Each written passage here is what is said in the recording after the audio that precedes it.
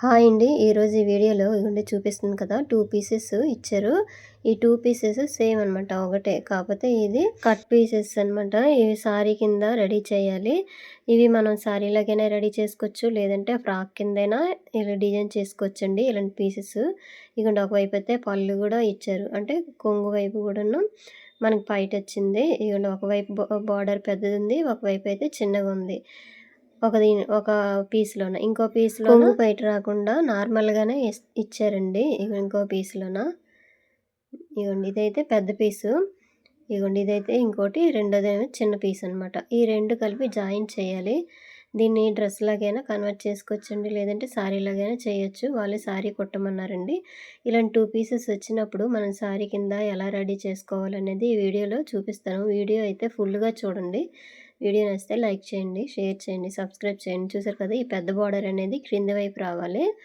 అంటే ఫాల్స్ ఏస్తాం కదా! అక్కడ కింది వైపు రావాలి. చిన్న బార్డర్ అనేది పై వైపుకి రావాలండి.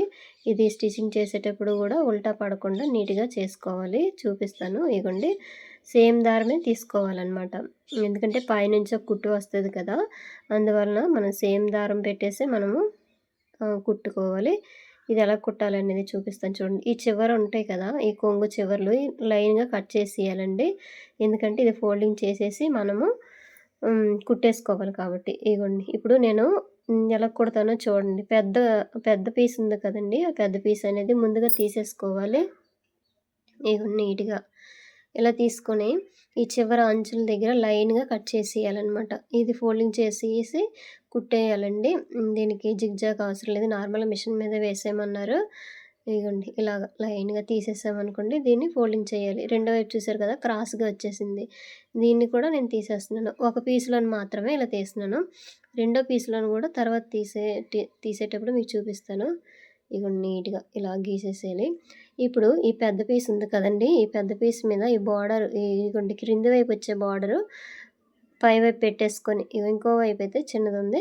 ఇగోండి చూపిస్తాను. ఈ ఒరిజినల్ అనేది పైకి పెట్టేసుకోవాలి ఇలాగా. ఇగోండి. ఇప్పుడు చిన్నదుంది కదండీ! ఇంకో పీసు. ఆ పీస్‌నేమొచ్చి ఇది ఆపోజిట్ సైడ్ పెట్టాలి. ఇగోండి ఇలాగ చూపిస్తున్నాను కదా! 2 సేమ్ ఒకేలాగా ఉన్నాయి మీకు. ఇగోండి ఇలా పెట్టేసుకోవాలి. ఇగోండి చూసారు కదా! ఒకటి ఒరిజినల్ పెట్టాను. దానికి ఎదురుగా ఆపోజిట్ ఉండేది పెట్టాననమాట. 2 బార్డర్‌లు కూడాను ఒకవైపు వచ్చేటట్టుగా చూసుకోవాలి. పెద్ద సైజు బార్డర్‌లు. ఇగోండి 1 ఇంచ్ వరకు క్లాత్ ఉండేటట్టుగా ఇలా ఫస్ట్ ఒక కుట్టయితే వేసేసుకోవాలి రఫ్ చేసుకొని. ఎందుకంటే ఇది సిల్క్ క్లాత్ కదండీ! ముందుగానే మనం ఫోల్డింగ్ చేసేసి కుట్టేసామనుకోండి, మధ్యన కుట్టు పడకుండా మనకి ఇలా కుట్టు పడకుండా ఖాళీగా వచ్చేయకుండా ఉండాలంటే ముందుగా నీట్‌గా ఇలా పెట్టేసుకోవాలండి. ఇది అస్సలు ఆగట్లేదు ఈ క్లాత్ మిషన్ మీద. ఇది బాగా సిల్క్ క్లాత్ అండి. మొత్తం శారీ అల్లా మిషన్ మీద పెట్టేసుకోవాలి. చూసారు కదా! కుడుతుంటే ఎలా జారిపోతుందో. ఇలాగ నీట్‌గా పెట్టేసుకొని కరెక్ట్‌గా వచ్చేటట్టుగా చివర్లు పెట్టేసుకోవాలండి. ఇగోండి ఇలాగా. ఇలా కుట్టేసుకొని చివరి వరకు వచ్చేయాలి.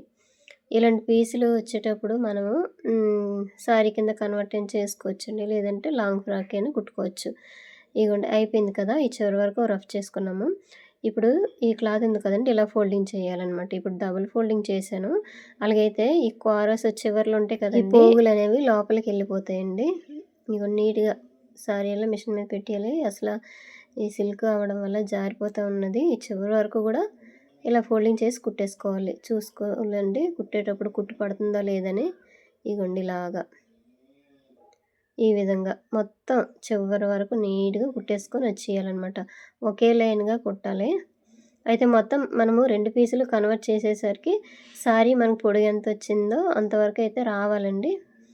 ఇగోండి అయిపోయింది కుట్టేసాను. ఇప్పుడు వెనక వైపు తిప్పేసి పైనుంచయితే ఒక కుట్టు వేసుకొని వచ్చేయాలి. అలాగైతే కరెక్ట్‌గా నిల్చుంటదనమాట క్లాత్. లేదంటే జాయింట్ పడేటట్టుగా మనకు కనిపించేస్తది. అంటే ఈ కుట్టు అనేది కొంగులోకెళ్ళకుండా వేరే సైడ్ వెళ్ళిపోయిందనుకోండి కనిపించేస్తది.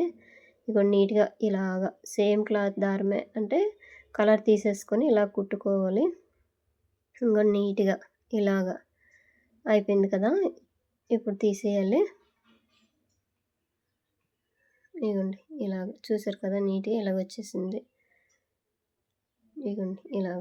డైలీ వేర్ శారీలయితే ఇలాగా కన్వర్ట్ చేసుకోవచ్చండి. పర్లేదు బానే ఉంటాయి. ఈ చివర ఇలా ఫోల్డింగ్ చేసేయాలి. ఇదేంటి కొంగు వైపు అనమాట.